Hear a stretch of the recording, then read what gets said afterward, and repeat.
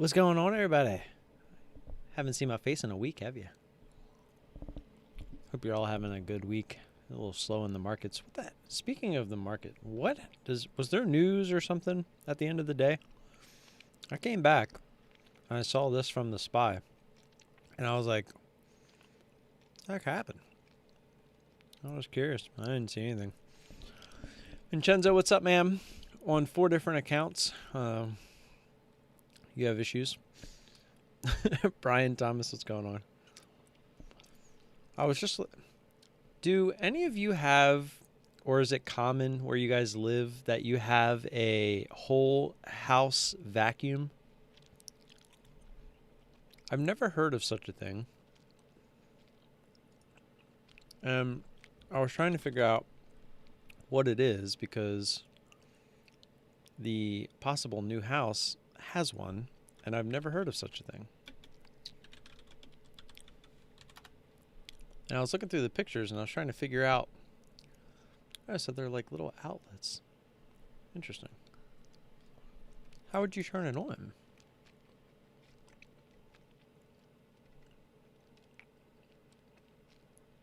Apparently, they're pretty common out west. But Diesel Day Trading, what's up, man? Sounds like another channel in the house.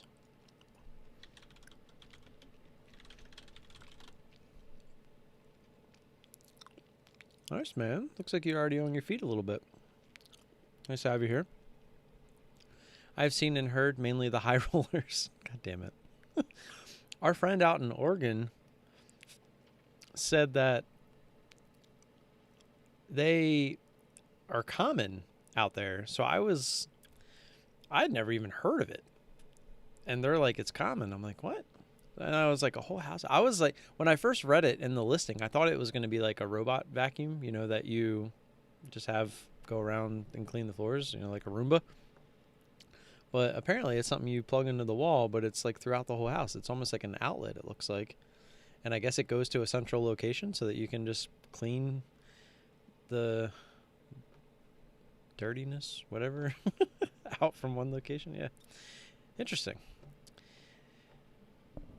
Bizcaco,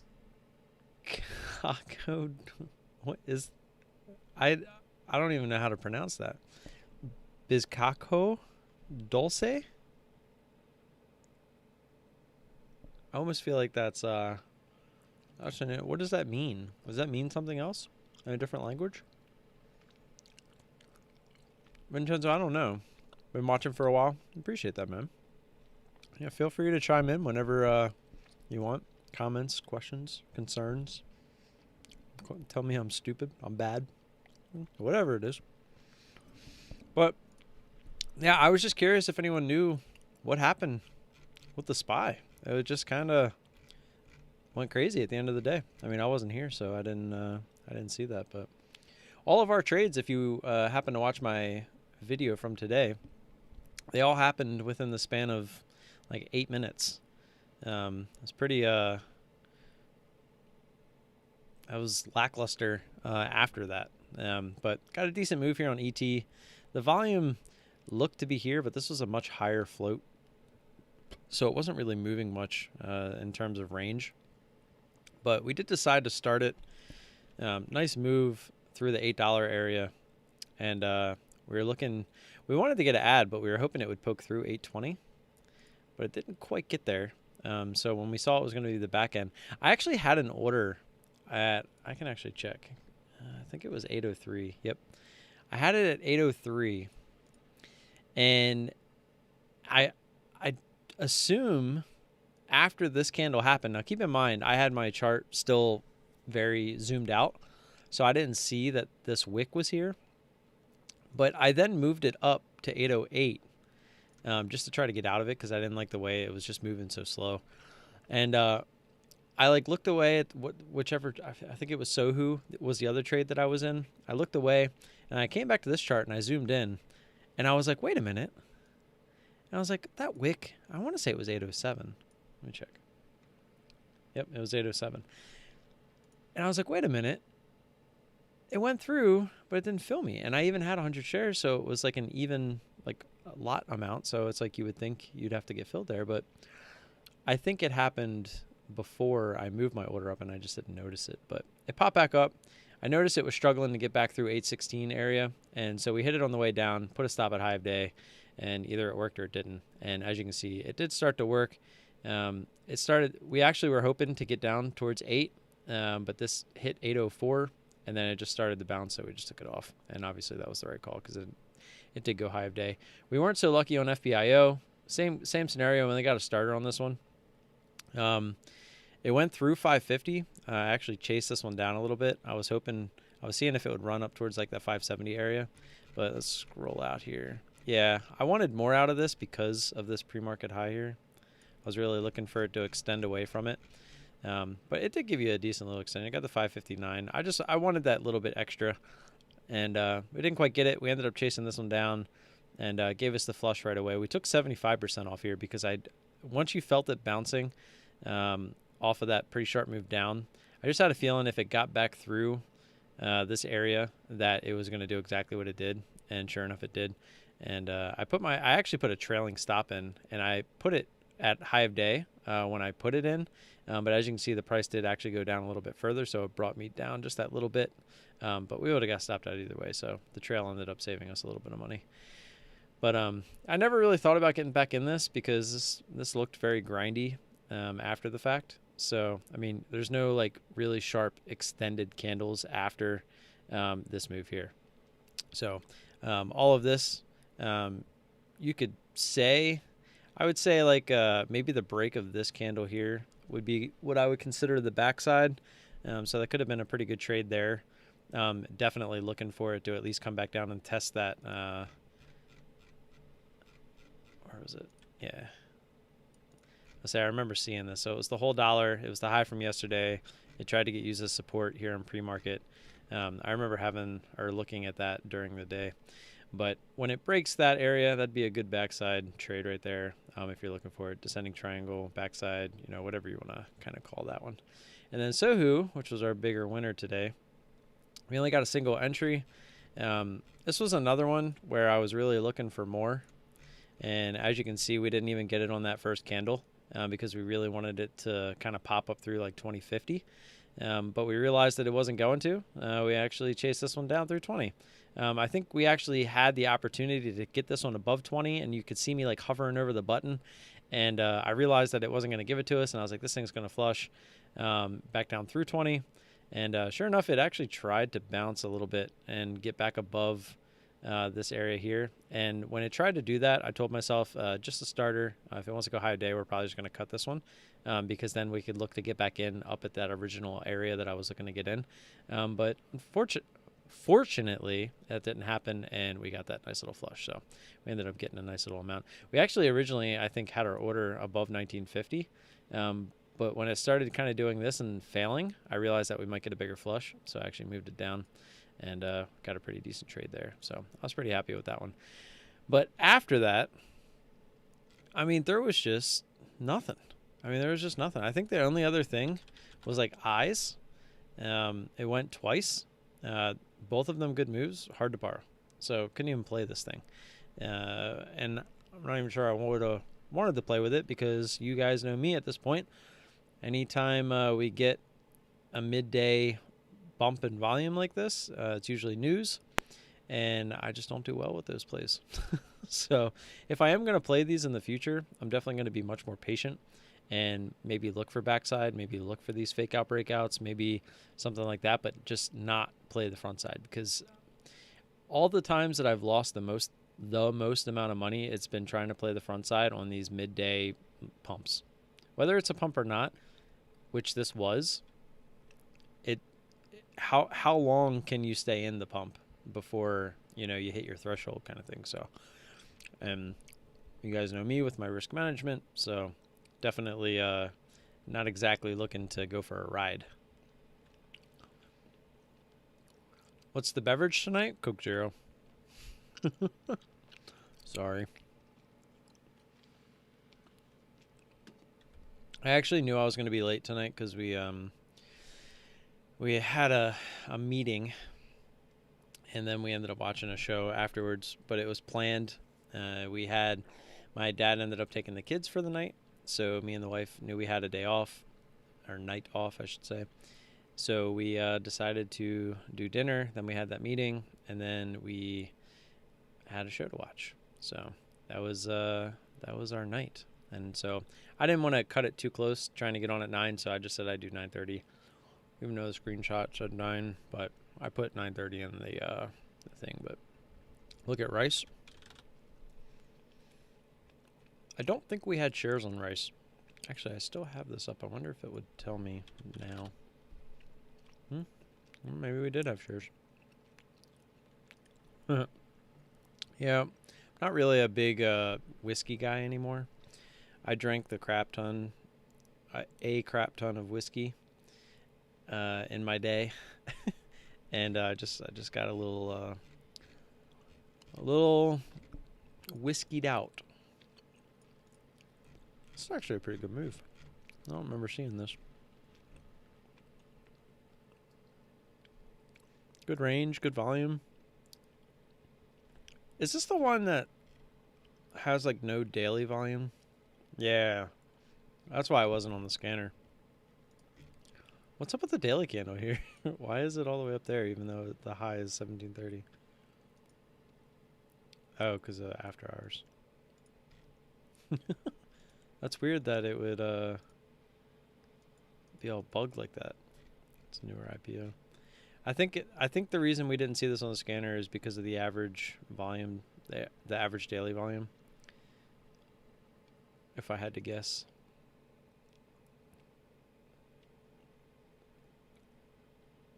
Why do I need trade zero? Because of the shares? Yeah, you have to pay for all of them. I have a very close friend that trades with us, and he was with Trade Zero. He came over to IB, and he says he wouldn't change a thing.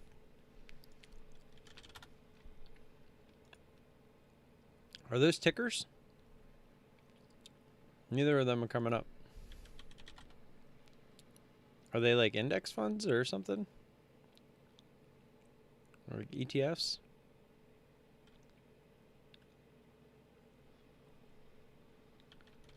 Rice is only 1 cent. 1 cent a share?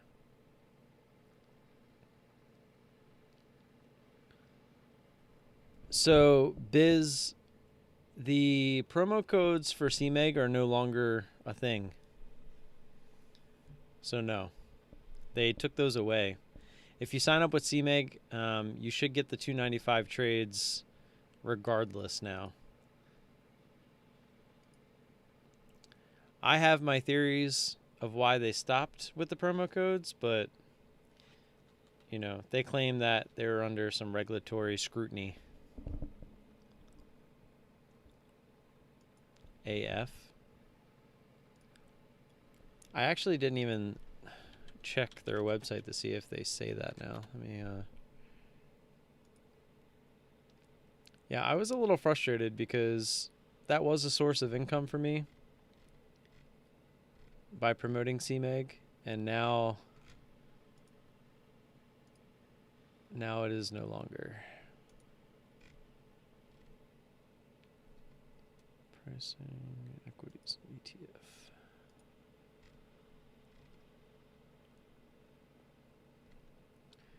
Yeah, so they changed it on their website now as well.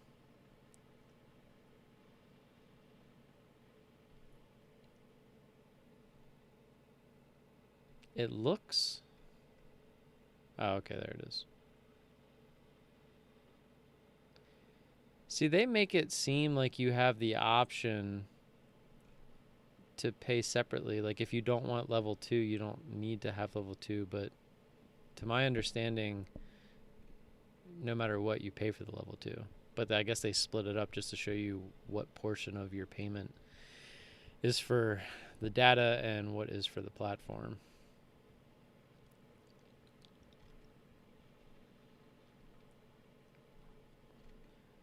Yeah.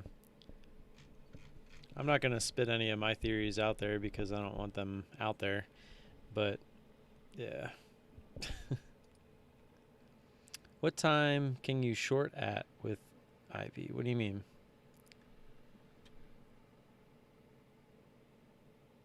What, I don't know. What does AF mean? SE or CELC? Okay. What about the other one? CFMD. Was that wrong too? CMFD? CMDM? CFDM? CELC. Your broker?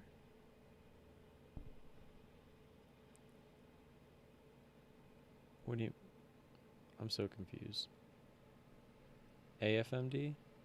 Yeah, AFMD was a good one today, actually. I saw that in the pre-market. I think Brian, I remember being jealous of Brian today, which, speaking of which, what's up, FOMO? This move, this candle here, I remember Brian saying I'm adding pops on AFMD, and then sure enough, that thing just tanked. I was like, dang, I'm jelly.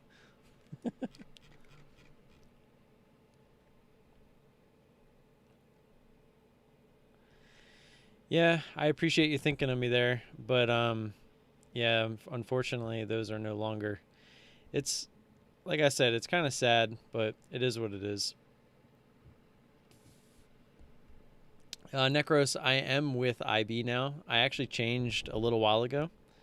I made a couple videos like talking about the switch. Might have just been on like the live streams. I'm not exactly sure. I don't remember. But just the commissions, the platform fees, it just made sense to switch to IB.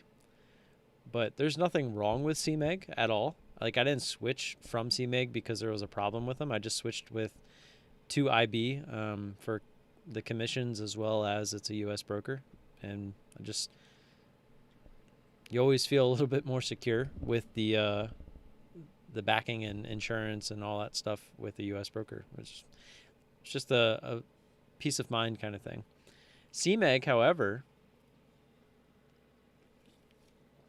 is working on making becoming a U.S. broker. They're going to be setting up in, I believe, Manhattan in New York. And they are also looking to become a broker in Canada. And from the sounds of things, they are trying to get the promo codes back for the Canada accounts, which theoretically, as explained to me, will be very similar to their current accounts in Spain and Trinidad and Tobago. So we will see when that happens. They've been saying for the last 2 years that this is going to happen, but they keep saying they're going to be close. Like when they talked to me last, they said by end of year this year. So we'll see. I hope that's the case, because then maybe we can pick back up with the promo codes for the Canada accounts, and that would be nice. So who knows? We shall see. What's up, Lance? How you doing, man? What time can you short with your broker? Trade Zero is 5 a.m. Central Time. Yeah, same here. 4 a.m. It's literally from market open, 4 a.m. Eastern, to 8 o'clock p.m. Eastern. So you can trade at whatever hour you want. You can go long or short.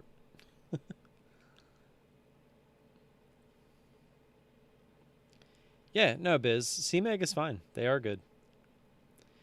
Honestly, Necros, execution, I haven't noticed a difference. They both use. I use DOS on IB and CMEG, and I don't know if they use the same data feeds, but it really has nothing to do with CMEG or Interactive Brokers as a broker as far as execution. That's more of DOS and their platform and how fast that they're bringing in the data and then bringing it back out. So when you hit that button, how quickly that data transfers through the platform to the market and back, like all that stuff, that's the platform. DOS has nothing to do with IB and CMEG. So that's why I really like DOS, because I've tried places like Sterling, I've tried Interactive Brokers, TWS, I've tried a bunch of different, I've tried TOS, and none of them have compared to DOS. So no matter which broker I'm with, they better have DOS, because that's what I want to use. Yeah, with CMEG, if you're asking about the hours, it's from 7:30 Eastern to 5 Eastern. 7:30 a.m. to 5 p.m. Yep, CMEG's great. I had no issues with them. Like I said, the only reason I switched over was just because it was cheaper commissions. I saved up the 25 grand to get off of PDT, and I made an account. It's that simple. Keep asking the questions, guys. I have no problem answering them. But I am gonna kind of get back into just kind of showing you my overall stuff. We can go back into the trades for the week real quick. But this is my overall for the year so far. A couple ups and downs. And believe it or not, this loss was the day that they told me about CMEG and cutting the promo codes and stuff like that, and kind of put me in a bad mood. And then MVIS came along. Pretty much it was like a half hour after I got off that call with them, and I went ham on it. And that was an unfortunate trade to go ham on, because let me just pull up the screenshot. Actually, I might not have it because I probably deleted it. I guess I could just show you the chart here. Actually, you know what? I can probably go to my Twitter. I'm pretty sure I posted it on here.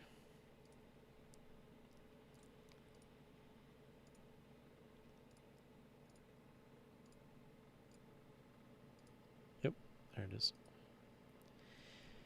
So this is what, let's open a new tab, blow it up a little bit.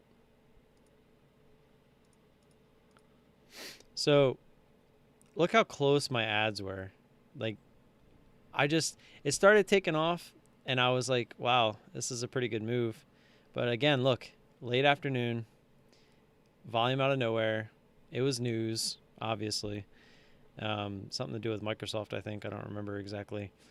But I didn't space my ads. And I started it heavy because I was annoyed. So, two things. In the afternoon, I should be going downsize, like 25, 50%, like total. So if I'm at 100%, I'm only taking 50% or even lower at 25% of original share size. But instead, I went 200%. Because I was a little tilted by the call that I just had. And then on top of that, if you look at my normal trades on a normal basis, what do you usually see? You see a good space between my ads. Look how close these are, right? And then I remember saying, man, this thing just is not pulling back. Like, look at all these green candles. Even if I would have been patient, this would have been a losing trade. Because even when it tried to give us a pullback here, I definitely would have been cutting at least half of my position when it rebroke this 17 area at high of day. And whether I would have had enough room to keep playing this, I don't know. But I definitely would not have been hitting it hard enough to make my average get up this high, not from starting it all the way down here. But I will tell you that right here on this last ad, my average was somewhere up here, because I'm pretty sure this was basically like a 1, 2, and then a 4. And I told you, I went ham on this thing, and ended up hitting max loss. So max loss sucks. This is what max loss looks like on the chart.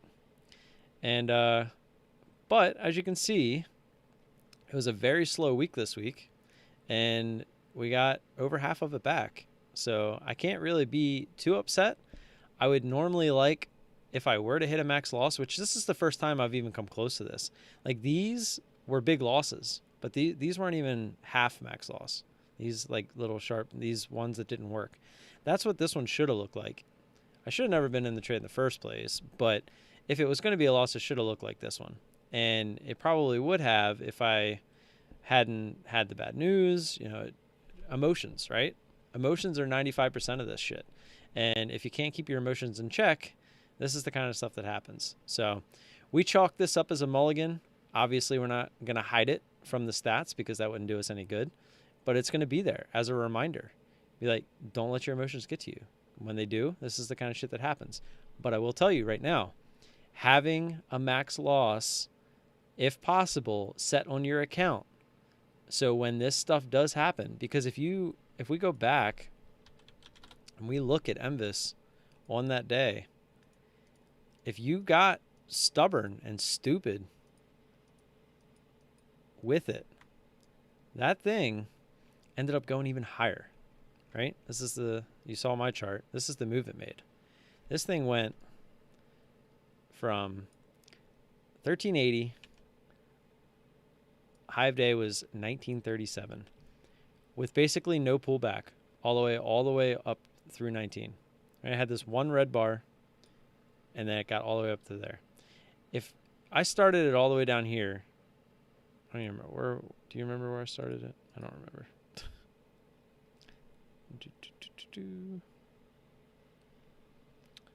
Guess I would have to pull this back up.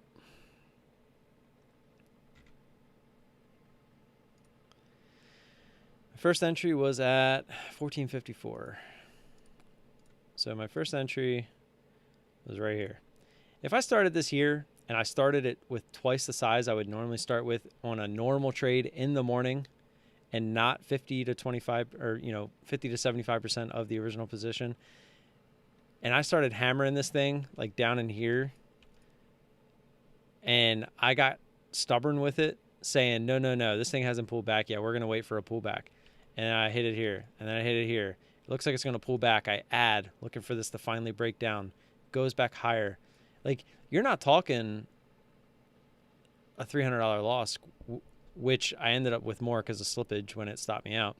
But you're not talking 300. Now you're talking like over 1,000, right? Because I took the loss like somewhere in here, like around that. I don't know. Let's just find out. It was at 1705. Let's get rid of all these lines. So 1705. So I took it when it rebroke the high, when it rebroke 17. So got up to here, and remember our last add was like way down here. So we were just letting it go at that point because we couldn't add anymore. We were maxed out. We weren't maxed out, but we couldn't add anymore without essentially just getting stopped out right away if it went any bit higher. So we basically let it go. It basically hit our max loss right here. It didn't, but then when it went back up, we had our stop at where our max loss was, and then it blew through that, and we ended up getting filled higher because I think our max loss was it was under 17. I obviously can't check what the order was, but yeah, it blew through that, and we ended up with some slippage because obviously the max loss is at 300, but we ended up losing 343. So, and we had a total of, all we had was 250 shares. That's all it took to lose that much money. And it just goes to show you, like, you get carried away with something like this. Down at 1705 is where I had 250 shares. And if you keep adding more, like up through here, you get the pullback, doesn't work, and then it goes high of day again, and you're just like, all right, I gotta stop. So now you're talking another almost $500 to get up to there, and then whatever shares you added as well. So you're talking, this was 300, and now you turned it into over 1,000, right? All because you didn't have risk management, all because you were emotional, and that's where something like having a max loss set on your account, if possible, is a very huge thing. Because I was there on this. I was like, I do not want to stop out of this. I want to keep smashing it. I want to win this trade because I'm in a bad mood and I need to make something. I need something to make me feel better. And that's usually not how it works. And as you can see, it wouldn't have been. So thankful for having that protection there. We're all going to have days where that kind of happens, and it's your job to catch it if possible. And if not, hopefully you have something in place to catch it for you. CMEG is until 1730. Is it? Okay.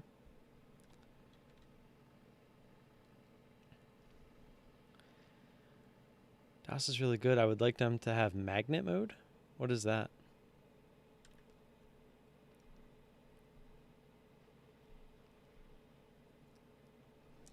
Yep.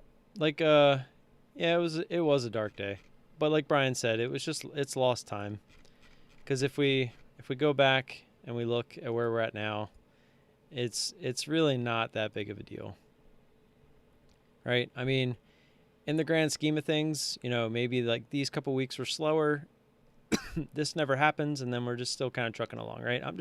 I'm literally If you guys know what a mulligan is, it's basically a reset, saying, hey, shit happens, just reset and go about your way, right? It's basically what I'm doing at this point. And yeah, I thought about that trade like for maybe the next couple hours, just really thinking, like reflecting on what I did, just so that I could make sure it never happened again. And I recognized what I did. I wrote it down in my journal, and I moved on. I said, I can't let this happen again. Especially because, like I said, it was kind of like a perfect storm. A lot of things were happening. Non-favorable things were happening. And yeah, fun fact too. I went and lost, I don't know, it was like $100 and some dollars, $150 on blackjack. And then I went and played poker and lost some more money to some bullshit.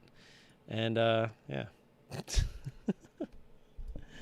But that was all really not my money. The poker money was something I built up.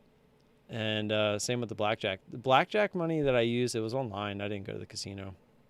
But I think it's Bet DSI or something. They sent me like a free $20 to bet on the Super Bowl. And so I did. And then I slowly kept betting on other sporting events and built that up to $150. And then I lost it all pretty quickly in blackjack. Yeah, shit can snowball pretty quickly.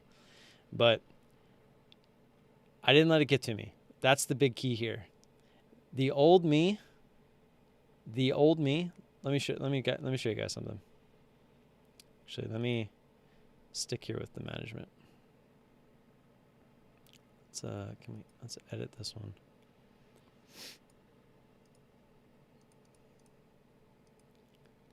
Let's go back to January 1st of last year. So I was going through a bad time, and I finally started to get things going right around in here. And then I had a bad loss, and then I had another bad loss, and then another one. And what I did here is I started changing things over and over and over and over and over again. I just kept trying to figure out, what am I doing wrong? And then I go to the next thing. All right, well, that's not it. Let me figure out if this is wrong. That's not it. What's wrong? What's wrong? Oh, shit. I keep losing. What's wrong? Ah, shit, again. Like, I just couldn't stop losing. And until I finally woke up in so many different ways and realized that back before all of this, when I had trends like this, I wasn't doing anything wrong. Like, I wasn't doing anything that was preventing me from being a profitable day trader. I was in my own head. I was trying to do things that were unnecessary. I was trying to make it harder than it actually was. And by trying to make it harder, I was making it harder because I was doing things that I didn't need to be doing.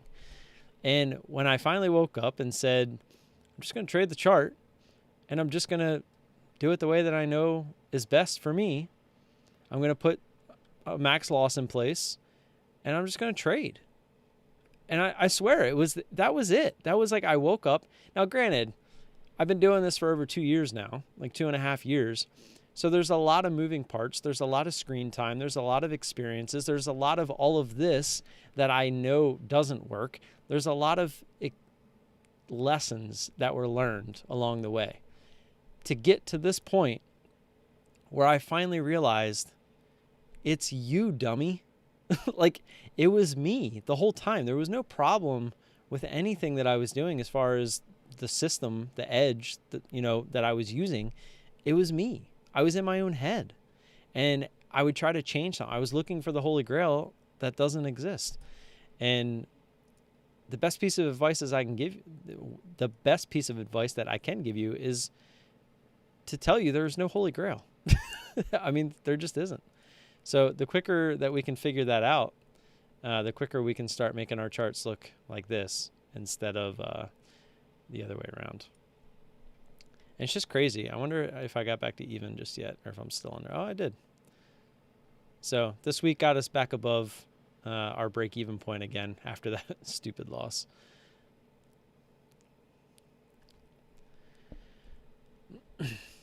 Yep, just the pullback. That's true. It was only lost time, just like Brian said. Every loss is a lesson. That's so true. You said that before I said it. 99% mental. I agree. Well, Diesel, it's actually, he said, you learn more from a loss than a win. And I've been saying it over and over again, especially lately, that what defines you as a day trader is how you lose. It's not how you win. Everyone can come here and find a strategy that works. But when the strategy is not working, how you lose when it's not working is what is going to define you as a day trader. It's that simple. So if you can learn how to lose correctly, you will become a much better day trader. It's that simple. And like my son right now has a fractured growth plate in his wrist. He has 2 stitches in his forehead, which that has nothing to do with falling, but it's kind of just, he's a clumsy kid. And he scrapes up his knees all the time. And I was trying to explain, he's only 5. So I was trying to explain to him that I need to teach him how to fall, because everyone can run, right? But not everyone knows how to fall, because if you learn how to fall, you will be able to get up much quicker. You will get hurt a lot less often. There's so many advantages to knowing how to fall, how to fail, how to lose. And you see where I'm going with this? That will help benefit you in the long run. Imagine one time you fall as a kid and it ruins your chances to do anything like sports-wise the rest of your life. And what if you were destined to be, a sports prodigy of some sorts? What if you fall on your growth plate and you mess it up so bad that your hand doesn't grow correctly, which is what they're saying, he's in a cast, because if your growth plate gets fractured like that and it doesn't heal properly, then your arm or your hand won't grow properly throughout the rest of its life. Like, that's some scary shit, right? Now imagine that you do that. You don't have parents that will take you to the medical room because they just, you're still moving it fine and all that stuff, which he was, but he would, keep complaining that it hurt. And he was going to be the next Beethoven, but now his hand's all fucked up and he can't play the piano at all, ever.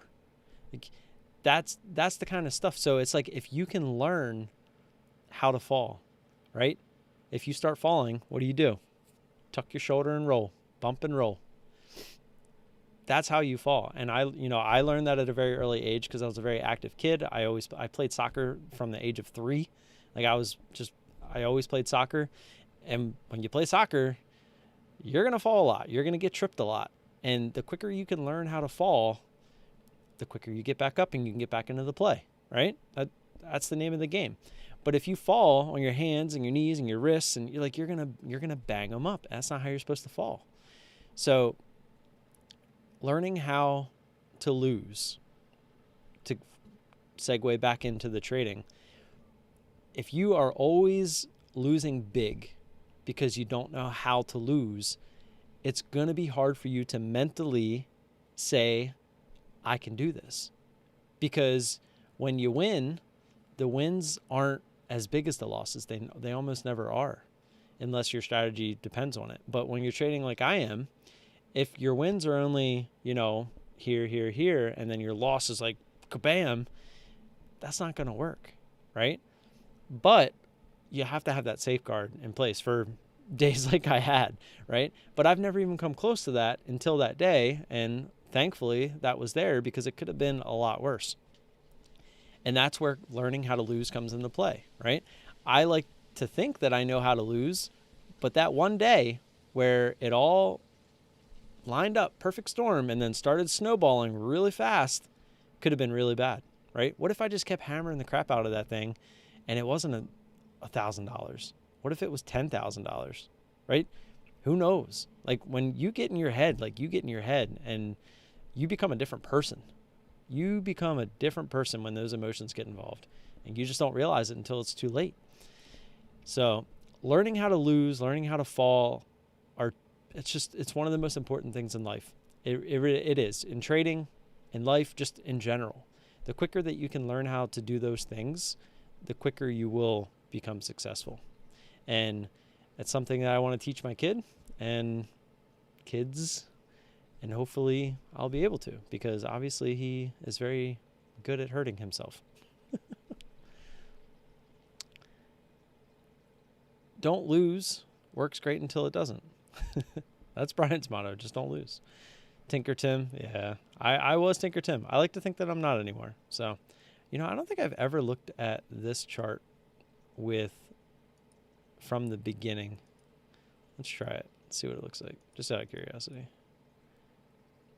I said it was after, so it should be good.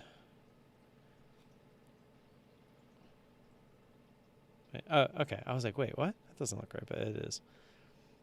Keep in mind, when I first started trading, I was trading thousands of shares like an idiot. I was trying to be Ross Cameron. So that's why you see these like crazy swings. It wasn't until it was actually right here. Was it right here? Yeah. So right here, this big drop was all one trade. This was OCX. That was a big one. And then I did really good. I got back up, and then this was MTSI, where I basically did exactly what I was telling you. I was in a grinder, and I just kept adding and adding and adding, just waiting for it to pull back, and it just never did. And I ended up taking a big loss there.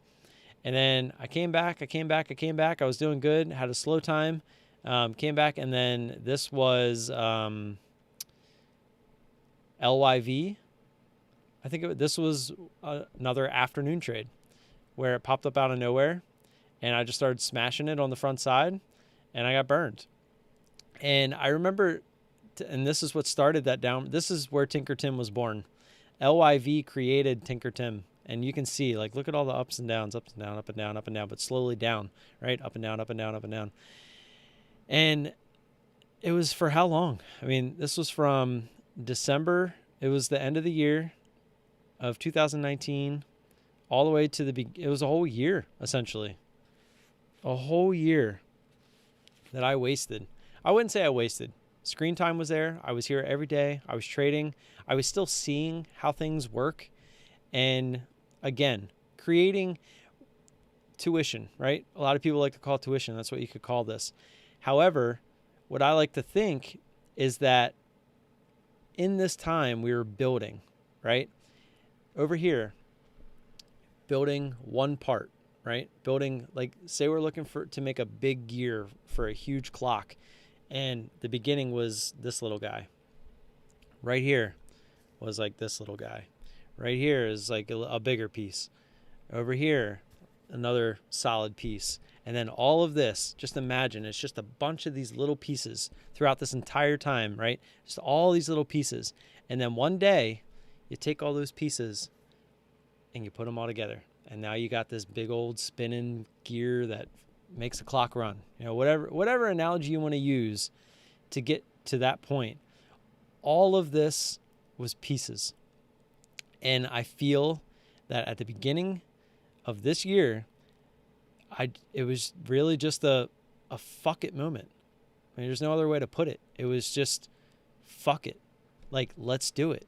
Like, I'm tired of tinkering with shit. I'm tired of acting like there's some holy grail out there. I'm tired of acting like I can do something better than somebody else. Like, I'm just going to do what I know works.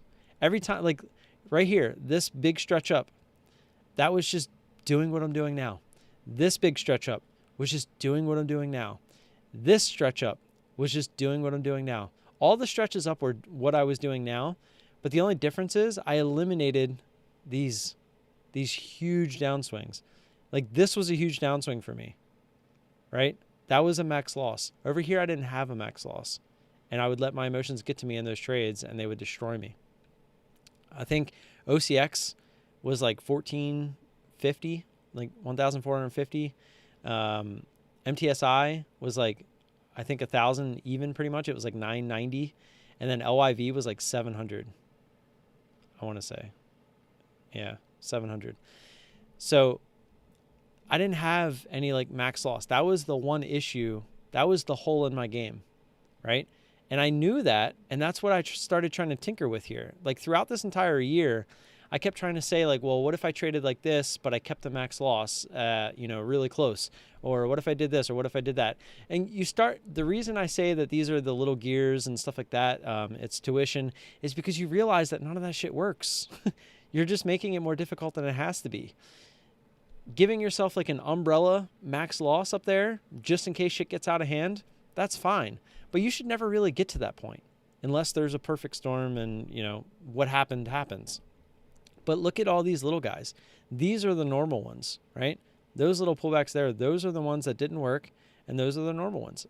It's no surprise to anyone that I lose a lot. Like if we put the data in for this year and we look at my win percentage, it's not that great. It's under 80%, right? We're right at 80%. So I'm not afraid to lose, right? If you guys remember, like way back when I first started, my win percentage, I was always like, 91, 92%. And I was like obsessed with it. But now my win percentage is less and I'm doing better, right? I'm taking more trades. So when I do have a losing trade, I have 5 other trades to even it out.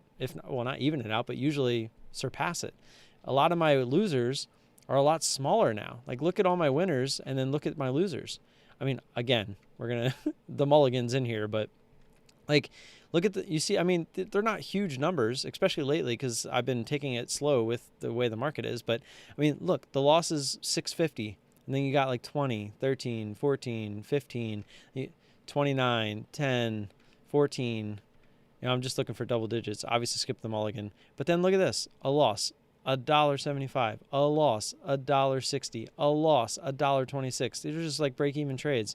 And then like a normal loss, something that didn't work, $28. But look at how all these 17, 12, like look at all these little ones, they add up too. 10, like all the 5s, they add up. 8, they all add up, right? I'm using smaller size. Sure, I'm starting to scale up if you guys haven't noticed.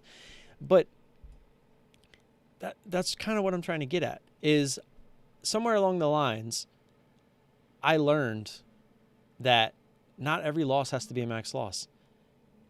If something doesn't feel right, just get out, right? And if you can get out, break even better. Because you're playing a strategy that does win a lot. So if you can try to maximize your winners as much as possible and keep your winner or your losers a little bit smaller if possible, then you're going to be good to go. Like if I never would have took this trade, like imagine what this looks like. Looks a lot better, right? I mean, not necessarily for all of it, but let me put it back to where it was. Like if this wasn't here, right? We're still trucking along. Like if you add this line to this line, that'd look pretty damn good, right? If I would have just been pissed off and just never came back to my computer that day, it would have been fine because we still would have been trading this way. I made it a point that after this trade, I wasn't going to let it affect me. And that's another huge thing. If I had a loss like that OCX or that MTSI or that LYV, that thing, it would be in my head for a week. I remember OCX was in my head for weeks. I just couldn't stop thinking about it. Like, I can't believe that I let that do that to me kind of thing. I mean, I basically blew up on OCX. If OCX at the top of that move would have broke the next whole dollar, which it was like right there, I think it went to like 685. And if it went through 7, I would have got margin called and I would have been done. And I wouldn't be sitting here talking to you right now because I wouldn't have had any more money to put in. Like that's how close I was to not even being here. But it just goes to show you that if you can keep your risk management in check and keep going, if you can just keep going, you're going to figure it out. I feel that I figured it out. I really, this is working. I mean, look at the chart. Even with the blunder up here, this is working. We're heading up. We're in an upward direction. I just need the balls to start sizing up. That's on me. That's another mental issue that I have. I just need to do it. And I'm trying. And with the whole CMEG thing happening, I don't necessarily have to, but I want to because the whole reason we're here is to make money.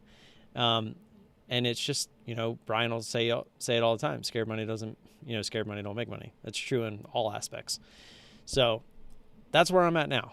And we're there. We're getting there. I upped my share size a little bit, but I've still been taking it a little bit cautious because the market's been really slow, and I don't want to let it get out of hand. So it could just be summer.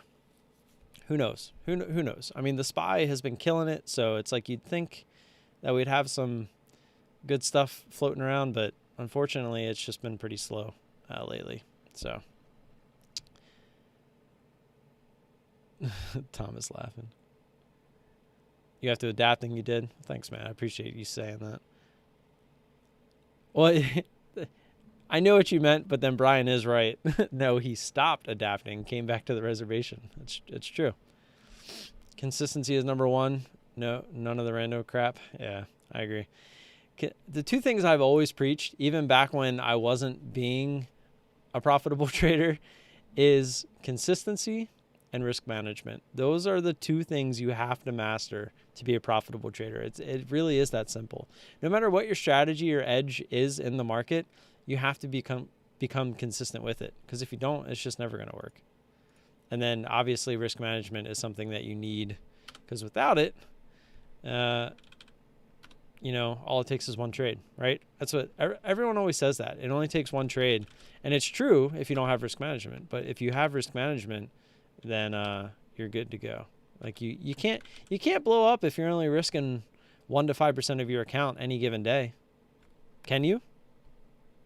No. You'd have to have, if you were risking 5% of your account every day, it would take you 20 days to blow up. But even if you had 20 max loss days of 5%, if you stayed at that amount, because say you lose 50% of your account over the course of 10 days, you would probably size down, right? So then it would take even longer. And if you're losing that much, then obviously something is wrong. And yeah. What's up, Joe? You're just in time to get added. Shin, what's up, man? Just in time as well. David as well. You guys are all showing up. Screen time is big. It takes time to find your niche. It took me 4 years. Yeah. I mean, I'm very grateful to have found Brian when I did, because this is how I love to trade. It really is. Like, I can't imagine trading any other way. I just need to embrace it. And it's so hard for me to really just like, I'm at that. I need someone to kick me. I need someone to like just push me over. And there's no one that can do that but me. Right. And as soon as I can, I know I can say it out loud, but the action of doing it is just so much harder than knowing that you have to do it. It really is. It's it's mind fuckery. It really is. It's completely in my head, and it's so hard to just get past it. It really is. How is easy to borrow availability with interactive brokers? Or short locates available through them as well? No short locates, but the interactive brokers are great for easy to borrow. They have pretty much everything. That's their model, is they either have them or they don't. And they have a lot of them. It's pretty rare that you don't have them, to be honest. But usually the ones that you don't have are usually the ones that you don't want. So at least that's what I've found throughout being with them. Speaking of which, I do have, if anyone is going to sign up for IB, I actually do have a code for that. So if you ever sign up, just ask me about it. I don't think I have it in the description of the live stream just yet, because I just found out about it. But I do think it is in most of my regular videos. Let me check real quick.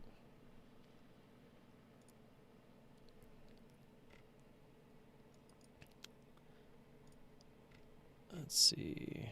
Yeah, I didn't think it was in here. Yeah, I'll like my own stream. Thank you. Let's go back to the channel and see if it was on the video from today. Yeah, it is.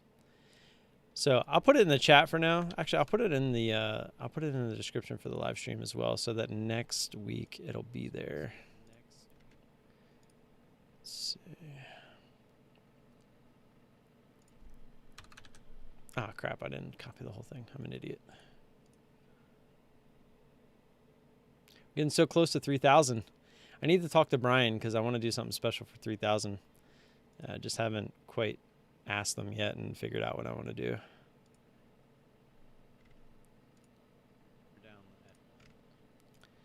to copy this whole thing. Come on.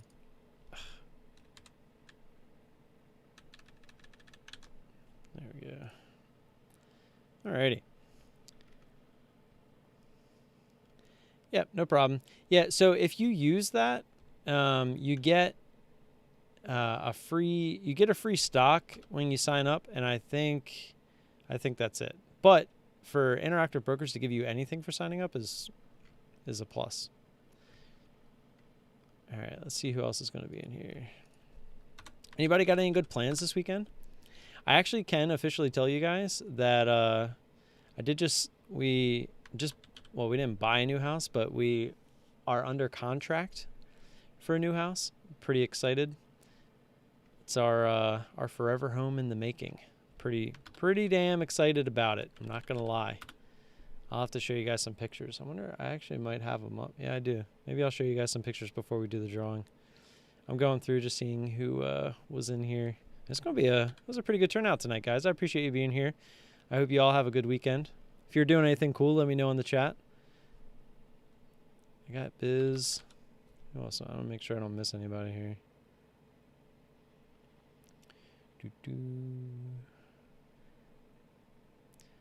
Oh, Vincenzo was here. Can't forget him. Vincenzo and his 4 mates. I think that was it. Hells yeah, Thomas. I'm so excited for you, man. Seriously. It's just it's another. I'm not, again, there's nothing wrong with CMEG. That's who Thomas is with now. But just making that switch, it's like that stress relief of just like, okay, I'm here. I traveled the oceans and I am at my destination. It's kind of how it feels. David, yes. You have easy to borrow shorts at CMEG. You don't have to locate with CMEG. But yes, all the shorts that you see me take are commission free because they're all easy to borrow. You cannot pay to locate shares on Interactive Brokers. They either do or they don't. AR guns? Nice, man. I've been meaning to go to the range for a while now. I just haven't had time. Just to brush up on my pistol skills. Oh yeah. Thank you for reminding me. Oh, oops.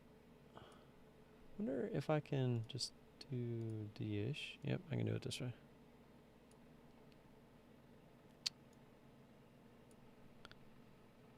Wonder if it'll let me, I guess it's gonna make me, wonder if I zoom in on like just this one. Of course it's gonna be like low quality. I don't want to pull the whole thing over because then you guys will see the address and I just don't feel like dealing with that at the moment. Let's see, maybe if I do it here, let's see if that works. Oh, of course now it's zoomed in. I bet it's because I had it open over there. Let's see. Okay, there we go. That's better. That's the kitchen. Overlooks the family room. Let's we'll bring this picture back up so you guys can see it better. That's the front of the house. Can't wait to get a hold of that grass. Can't wait to get a hold of that grass, Thomas. Oh yeah, dethatch that lawn. You know it. Yeah, you know I can't wait for it. Most of the good ones I have to borrow. Today alone, I paid about $90 worth of short locates and commissions. Ugh. That sucks, man. I mean, again, that's one of the downfalls. That's why I always say that offshore brokers in general, regardless of which one you use, are a necessary evil. I say it all the time. You don't want to use them, but unfortunately, to get into the game, you have to. This is looking into the kitchen. I have not seen, I've been looking through these pictures and I have not seen any of the holes in the wall for this whole house vacuum. And I keep looking, but as you can see, it has a morning room and then you can see the backyard. Let me show you guys the backyard real quick. I can't wait to get a hold of it.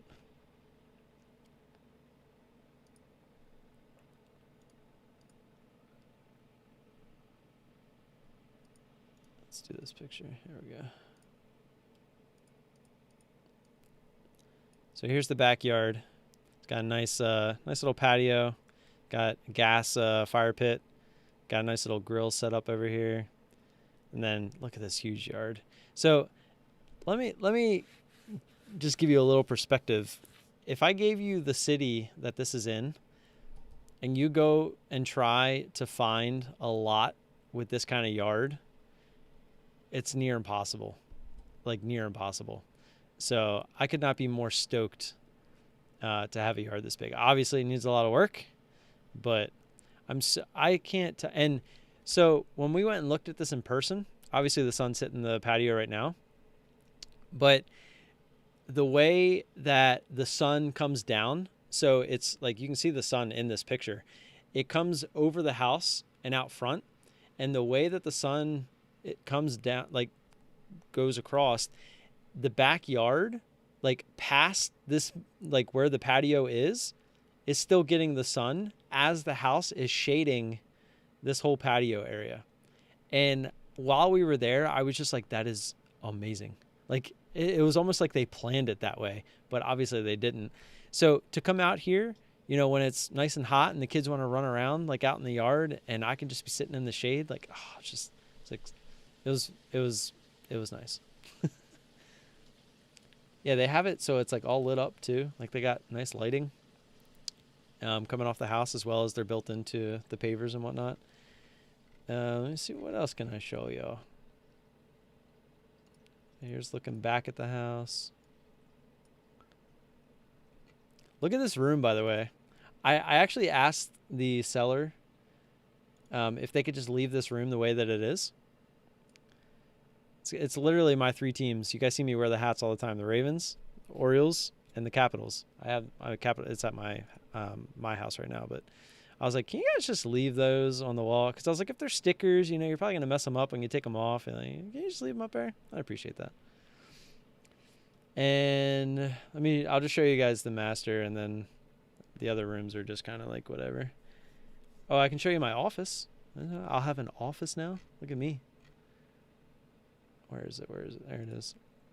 It's not the biggest room, but it's a separate room that has an office. Like, hell's yeah. Oops. Yeah, buddy. Office there. And then here's the master. It's way too big. Hey, where'd all those other tabs go? Hide them. Yeah, that's fine. And inside the master, it has, here's looking the other way. Obviously, this is where you come in over here, and then this is the bathroom, which is stupid in itself. But over here, where they're standing when they take this picture, you have this, which I can show you going into it. There's like a whole nother room over here, which Amanda has already claimed. This is inside that room. It's like she's already calling it her oasis, like her getaway. Here's the other angle of it. It's a big room, and this is inside the master. And inside there's actually the washer and dryer upstairs as well. It's inside that room, like off to the side. Here it is. So that's like if you would have made a right. Let's see. So like where they're standing, there's another door, and that's this. And then, of course, you can't go wrong with the master bath. And then we'll do our spin. Double sinks, soaking tub. The toity-toddy that I'll spend a lot of time on is in there. The shower's behind the door. Let's see. Here's the picture of the shower. Look at that. I've wanted one of these my entire life. Nice little shower. actual rain, like the rain shower. I'm so excited.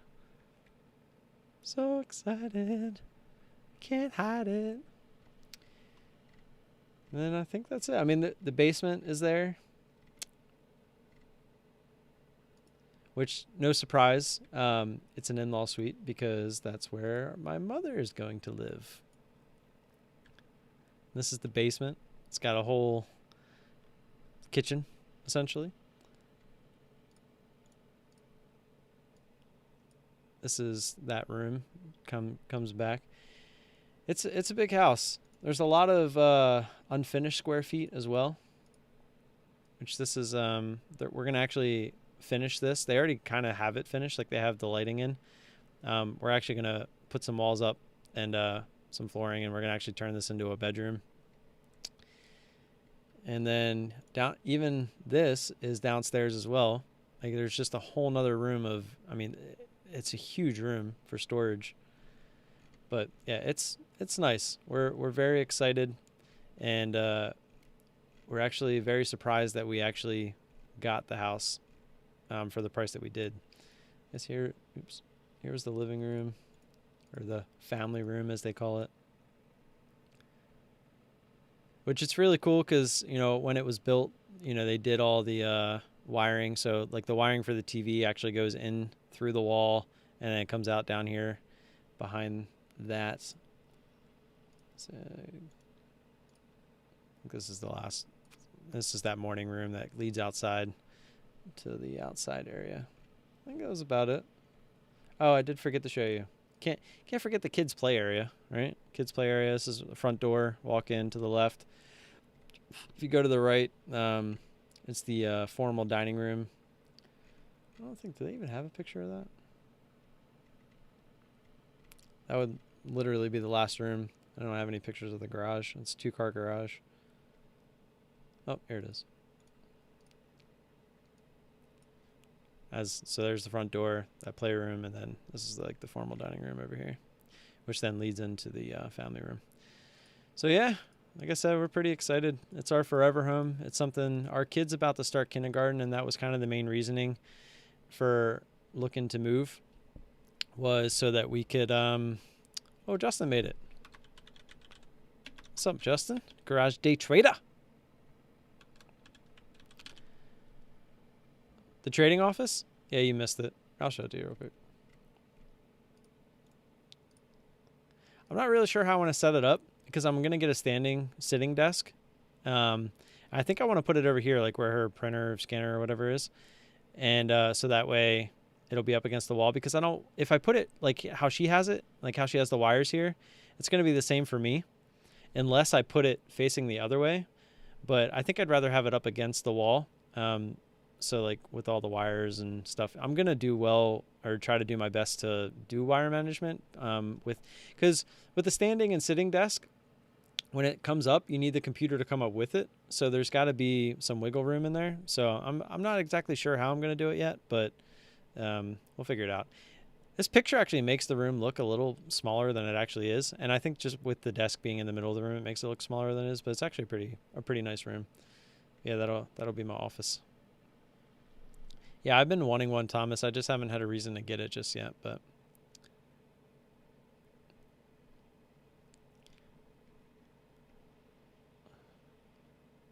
appreciate it, guys. Grass time is the best. You sweep it in the vents? What do you mean you sweep it in the vents? Are you talking about the whole house vacuum thing? Later, Brian. It must have died. He's not talking anymore. Brian, if you're here, say one.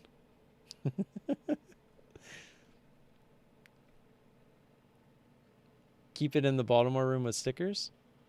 Yeah, I can't be upstairs because like when the kids go to bed, I like to get back on my computer. It's kind of like my relaxing time. I like to play video games and whatnot. So I will probably, this is downstairs. It's like next to the kitchen, away from the kids. Kids are actually, their rooms are on the other side of the house, which is good. You know, just in case I get into a little bit of like a heated game or something, you know, that way I don't have to worry about waking them up. We've always been in such a small house that's never even been an option. But now they can literally just be on the other side. Yep, and heat does rise. Yeah, we don't want to be in a hot room while we're gaming.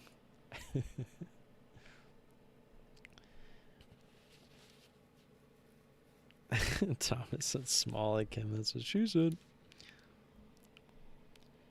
This is not in Calvert. It's in Severna Park. I can link you the actual listing. Is your wife a doctor? No. She does make some pretty good money though. I don't think it's as much as a doctor, but if things keep going the way for her that, like, if her timeline is the way that they have it set out to be for her, then she'll be up there. She makes pretty good money. The only reason we can afford this house is because my mom's moving in with us into the basement, and we're doing a 75-25 split. We were looking at a house that was like I want to say it was like 2,300 square feet that was selling for $600,000. And we put an offer in at $590 and we didn't get it.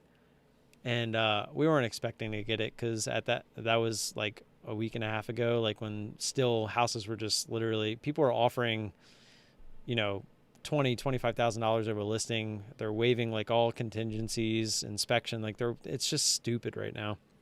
So the fact that we even got this house, let alone way lower than list price, I don't understand how. Like I'm still in shock. I'm still confused at how this happened, but it did. And maybe it was just one of those meant to be things. I don't know. I don't usually like believe in that kind of stuff, but it's very weird that we ended up getting the house and for the price that we did. So I'm gonna take the victory and just accept it. The house vac. So there's vents. I have looked through like all of these pictures. So you're telling me like you just take the regular vents and you just sweep it in there or something? They're going to have to explain it to us. We actually meet with the owner right before the inspection on Monday. And I'm going to be like, can you explain this house vacuum? Because I looked through all the pictures and I don't know if they're like hidden purposefully or what. I mean, I'll just watch a YouTube video on it or something, I guess. It's confusing. Sticker in the basement. Well, she is. That was the reason it actually, we only looked at probably like 10 total houses because most houses, their basement is either unfinished and still costs too much, because if you're going to buy an unfinished basement, you would have to finish it. So you'd have to fork up the money for it.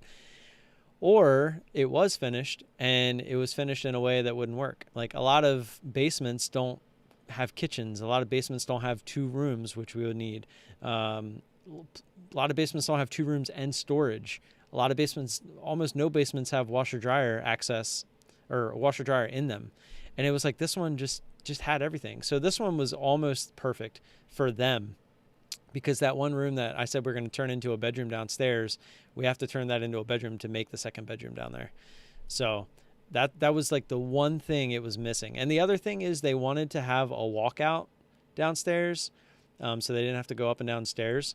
But this is one of them ones where it's got the French doors, and then it's even wider than the 2 doors, the stairwell up into the backyard. I wonder if there was a picture of that. I don't think there was. Yeah, there's not. Which is kind of weird. Oh, well. Oh, yeah, here it is. So this is downstairs, and then this is the stairwell to come up. I mean, it's like, it's so wide.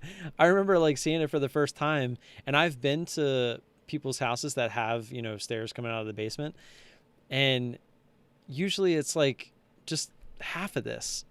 And I was just like taken back. I've never seen one this wide before. I was like, what the heck? And the owner of this house is actually the realtor as well. And she worked for the builder that built these houses, which was the KOCH Homes. I didn't want to say that word out loud. And so this house has like every possible add-on you could think of, which I'm literally shocked still that we got the house. I really am. I don't really understand how we did, but I'm just gonna. I think it's a half acre total. I don't know if it actually says it. Let me see. Yeah, it's 0.46 acres. Which again, like I was saying, I think right before you got here, Justin, in Severna Park, it's kind of unheard of to have a yard that big. I don't know if you saw the yard pic, but it's a pretty big yard. Here, like I can show you. Let me give you this picture first, and then we'll do the spin. So there's the front of the house, and then here's the back of the house. Needs a lot of work, but it's a big ass yard. Like it's nice. It's big. So it's almost too big. Like honestly, I would have been happy with it being cut off like halfway down there. Not the grass again. Look, I even have before pictures this time. I always forget to take before pictures. Now I have them. Yeah, Justin, you're gonna have to actually make the drive up. We're gonna have some beers and some burgers and hot dogs and ribs. I can't wait to get my Kamado over there. We're actually gonna have two because my mom has one as well. Oh, it's gonna be nice. It's gonna be nice. I'm very excited. Very excited. All right. Your kids will love to play with the vac system if it's anything like the brother and I. All right, hold on. All right, we're gonna do this together real quick. Whole house vacuum. I had searched it earlier, but I never actually watched one of these. This is what I thought I saw. Like, so you don't plug it into. Oh, they're installing it. But to me, like when I saw that picture, that thumbnail, it looks like you plug in and then there's like something that does it for you. Yeah, you can put some divots. I'll bring my aerator. Wait, you have like an actual aerator, like the push one? If so, hell yeah, I would love for you to bring that because I'm going to need it for this fall. If not, I'm going to have to rent one because it definitely is going to need it. Okay, so you do plug it in. Okay, this one actually looks... wait, Pure Power Central Vacuum. Is she plugged into the wall? She hasn't... Oh, okay, okay. This is looking promising. All right, so let's scroll through it this way. Okay, so it plugs into the wall. And then it just goes down into like just like a big container stored away somewhere else. How do you turn it? So does that turn it on? Like there's still a switch on the vacuum itself?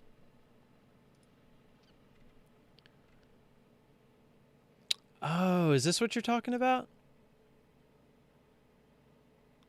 Adding a floor vacuum using a shop vac. I think I have seen one of these before. And they're just using a shop vac. They're not even using... This is like a rigged up one. It's not even like a legit system. It automatically turns on. You have a pull behind? Hell yeah, dude! I'm gonna have to get you to bring that thing up here. I'll rent it by the hour. Cheaper. It's got to be cheaper than Home Depot's though. Central vacuum cleaners. All right, we're gonna look at like one more.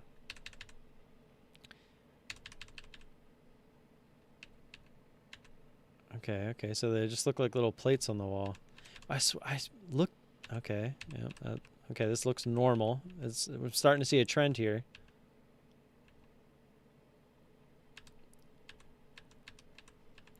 And you just vacuum away. I mean, she didn't actually do it. So you're saying when you plug it in, it just turns on automatically? Or does the vacuum itself have a switch? Like, what if you want to use the hose without the vacuum? Will it work? Like if I just wanted to use that section. Well, it looks like the end of that still has something on it that might be a switch. And then she's just connecting it to an actual... Okay, I see. So the switch is on that, what's in her left hand now. And that plugs into... Okay. I see. But is that power? What did she just plug in though? Why does that matter? Oh, I bet that's to control the head of the vacuum.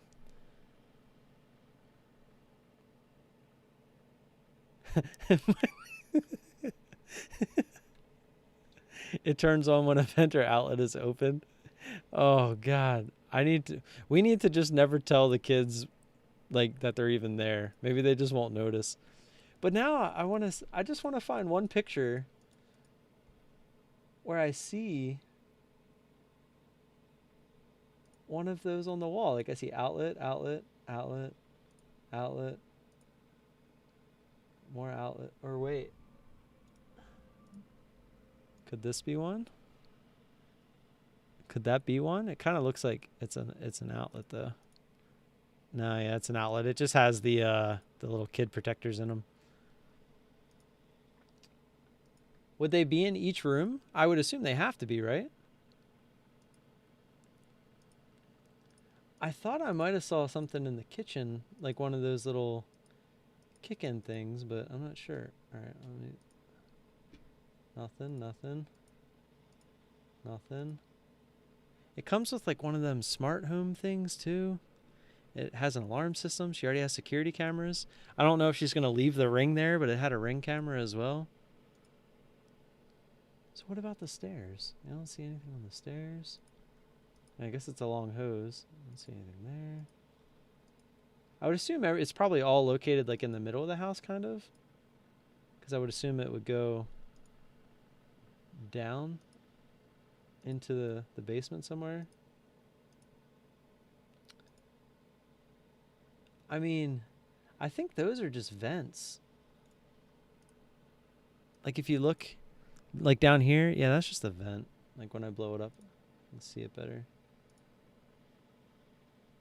Like I was thinking maybe right here under this cabinet, because that doesn't look like a vent. But is it just an opening? But why would there just be an opening there? That would be odd. Like that should be all the same color. Like could that be part of it? I don't know. You guys would know better than I do. But it's just weird, like looking at you would think that this is something they would keep out in the open, right, for access? I didn't see one of them. Unless she like purposefully hid them, but why would you want to hide them? Because in the listing it's a feature. I don't know. I'll have to look at it on Monday. Probably in the hallway. I just can't wait to yell at my kids because my youngest, that's his thing, is putting things in other things. Like he loves loading, like he'll take all the Hot Wheels cars and put them in the back of a dump truck, or he hides them in the kitchen drawers. And now I'm scared. Yeah, in each room. The vent is for heat. Platen heater. You're saying, well, the vent, yeah, the one under the sink, I would assume is like a regular vent, but you think this is a regular vent? That'd be an odd place to put it. There's a stereo system throughout the house too. God, I don't know how we got this house. It's got a double oven. It's the gourmet double oven. Justin, I got one more picture for you if you're still here. Yeah, boy. You know, every time I see a picture of the boys holding up the cup, all I can think of is that girl flashing them when they did the skate around. Cracks me up. Not enough wall space. Yeah, maybe. I don't really know too much about like the construction of houses. I know how to fix a lot of stuff, but I don't really know too much about like the construction of it all. But we also did tell the lady, like looking through all these pictures, that if there was any furniture that she was probably gonna like get rid of or not want or didn't want to move, even any of like the stuff on like the wall and stuff, like she had the house very well decorated, and we were like, if there's anything you want to leave behind, feel free to, and if there's anything that you're questionable about leaving behind, and like give us a price that might make you want to leave it behind, kind of thing. So because we don't really have like a lot of furniture. I mean, we're going from 1,000 square foot house into a 4,000 square foot house, so we're gonna need a little help filling it up. So but all right, stay here, Thomas. I gotta do the wheel. It's time to get out of here. I appreciate you all being here. I kept you guys for like an extra half hour. Jeez, I got a little excited. I am excited. And put the hard work in, guys. I mean, that's all I can say, right? You keep putting the hard work in, things will work out. And here we are. Who wants that little bit of extraness? Is that a word? No, definitely not. Going into the weekend, you're going to be a little extra awesome if you win this. Here we go. Good luck. And again, have a great weekend. I appreciate you all being here. I'll see you Monday morning. Looking like, look, they're both Lance. But which Lance? Oh, it's the Jag Lance. Congratulations, man. I appreciate you all being here. I hope to see you all next week. Hopefully the market picks up a little bit and we can all have a good next week. Until then, have a nice weekend. Peace.